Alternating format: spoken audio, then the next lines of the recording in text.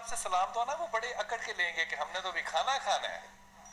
یقین کیجئے گاڑی سے اتر رہے ہوتے ہیں تو ایک اور بات, لیکن جب ضرورت مند بن کے آتے ہیں تب ایک شخصیت ہی ڈفرنٹ ہوتی ہے. اس لیے میں ہمیشہ سوچتا ہوں, اللہ تعالیٰ معاف کرے, ججمنٹ ہونی کرنی نہیں چاہیے. اللہ تعالیٰ نے شاید اسی لیے ہمارے دلوں میں سکون نہیں رکھا ہوا کہ ہمیں تھوڑی سی بھی طاقت, 1000 روپے کی طاقت مل جائے نا تو ہماری آنکھیں ہمارے ماتھے پہ چلی جاتی ہیں. ایسی بات نہیں. دیکھیں جب آپ اللہ کو شامل کرتے ہیں, یا تو اللہ کی بات آپ نہ کریں, تو آپ دنیا کی جو مرضی ہے آپ اس پہ میں اور آپ سب تبصرہ کر دیتے ہیں.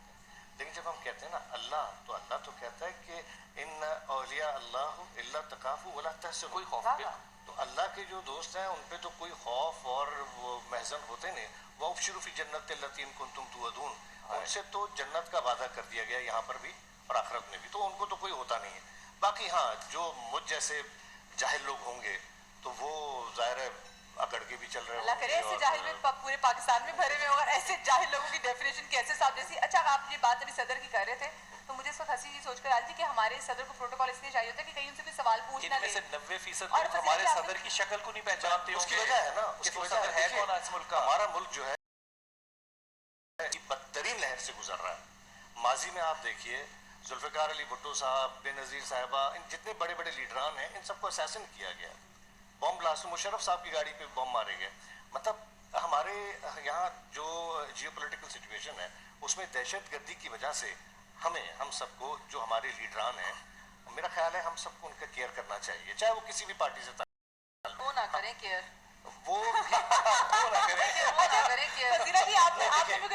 جب آپ کسی کو لیڈر بناتے ہیں, لیڈر مانتے ہیں, چاہے کسی سے کسی کا اختلاف بھی کیوں نہ ہو, لیکن جب آپ اس کو لیڈ کرنے کے لیے اجازت دیتے ہیں تو پھر اس کی حفاظت بھی کرنی پڑتی ہے. آپ میرے شوہر ہیں, میں آپ کی بہت رسپیکٹ کرتی ہوں, لیکن میں آپ سے اختلاف رکھتی ہوں. بھی وہ یہ کہ ہمارے یہاں ایک مسئلہ یہ ہے کہ ابھی میں شوٹ پر سے ایک دن آ رہی تھی. اچھا روزے کا مطلب ہوتا ہے روکنا, اور بلکہ حلال آپ کو روکنا, حرام تو بہت دور کی بات ہے, حلال چیزوں سے آپ خود کو روکتے ہیں. تو اب شوٹ پہ تھی تو گھر قریب تھا, میں نے کہا چلو میں افطار کے لیے اپنے گھر چلی جاؤں, بچوں کے ساتھ افطار کروں. میں گھر آ رہی تھی. اب آپ یہ سوچیں کہ 50 لوگوں کی لائن لگی ہوئی ہے, کیونکہ ایک منسٹر صاحب جنہوں نے پتہ نہیں روزہ کھولنا بھی تھا, افطار کرنا بھی تھا یا نہیں, انہوں نے جانا ہوگا افطار پہ رسمن, ان کی وجہ سے پورا ٹریفک بند پڑا ہوا تھا. اور میرا اتنا دل جل رہا تھا کہ میں انہیں کہوں کہ بھائی رمضان میں تو معاف کر دیں ہمیں, رمضان کے علاوہ بھی ہمیں معاف کریں. اچھائی اور برائی ہر جگہ ہوتی ہے, ہر شعبے میں ہوتی ہے, ہر معاشرے میں ہوتی ہے. تو ہمارا سابقہ جن لوگوں سے پڑتا ہے, ہم وہ اپنے تجربات سب سے شیئر کر رہے ہوتے ہیں. صحیح. میں جن دوستوں کو جانتا ہوں, چاہے وہ سیاستدان ہے یا نہیں ہے, یا ان کے ساتھ اگر پروٹوکولز ہیں بھی, تو زیادہ تر لوگوں کو میں جانتا ہوں جو کہ اپنے ساتھ موبائل کے ہوٹرز نہیں چلاتے.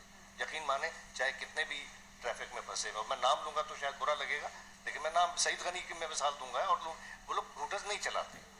تو ایسے لوگ اچھے لوگ بھی ہیں. سعید غنی صاحب تھوڑے سے ڈیفرنٹ اس کے مختلف لیڈرز کی کیسا بھائی, جو حاکم ہے نا یا ممبر پہ جو بیٹھا ہوا ہے, اس کی ذمہ داری میرے اور آپ سے زیادہ ہے. وہ ہمارا آئیکن بنے, اس کا ذمہ زیادہ ہے. ایک چھوٹی سی مثال آپ کو دیتا ہوں. شام سے ایک رومی آیا اور اس نے حضرت عمر خطاب سے ملنا تھا. یہ بڑا مشہور واقعہ کہ وہ باہر لیٹے ہوئے تھے اور سر کے نیچے انہوں نے اینٹ رکھی ہوئی تھی, چھڑی ان کی پاس تھی. اس نے ایک جملہ کہا, یہ روایتوں میں ہم نہیں سناتے. وہ بڑا متاثر ہوا کہ یہ ہے ان کا امیر المومنین, یہ بادشاہ ان کا جو باہر لیٹا ہوتا ہے. اس نے حضرت عمر سے کہا کہ عمر خطاب رضی اللہ تو نہیں کہہ سکتا تھا, اس نے کہا عمر, میں اگر شام کا ریپرزینٹیٹیو نہ ہوتا, اپنے بادشاہ کا میں ریپرزینٹیٹیو نہ ہوتا, میں اس کا سفیر نہ ہوتا, تو میں اس وقت تیرا ایمان قبول کر لیتا.